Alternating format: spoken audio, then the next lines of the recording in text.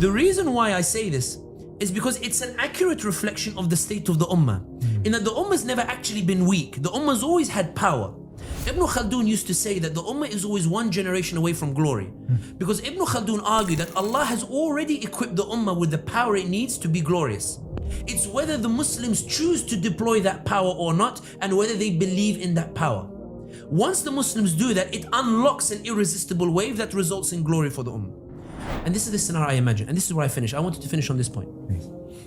I imagine one day, if Allah accepts our efforts, inshallah, and if Allah rewards us with it, and it's something that we pray for, and I hope one day, even if we're not deserving of it, Allah in His mercy will give it to us, which is Jannah al-Firdaus.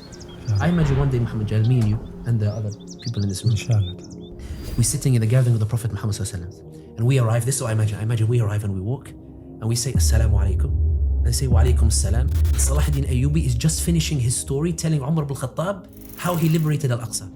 And I always imagine maybe a conversation with Umar Khattab saying, but when you entered, Ya Salah ad-Din, did you uphold the rights of the Jews and the Christians? Did you do to them what they did to us, or did you uphold the Islamic way? We know they are anti-Semites. We know they persecute the Jews, but Muslims don't. What did you do with the Jews after you entered Jerusalem? Salah ad-Din Ayyubi would say, we brought them back and gave them sanctity and comfort. Because every time anti-Semitic Europe would persecute them, whether in Spain or in Poland or after the Holocaust, they always came to the Muslim lands. Umar Khattab would say, Ahsant. And then we sit down, we say, Salam alaikum ya Rasulullah, and we sit down with the Sahaba, and they will say, which generation are you from?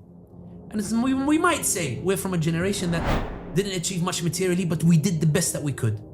And then another man will come afterwards and he'll sit, or a sister, and they will come and sit. They'll say, Salam alaikum salam. Which generation are you from? We're from the generation that liberated Al-Aqsa after his generation there. And we will be excited, envious, excited, but envious in a good way. We wish we'd been that generation, but tell us how it was done. Do you know what I want to hear? I hope that I hear one day. I hope that the person turns around to me and you, Jel, and he says, you know, when I was a kid, I heard the Thinking Muslim podcast.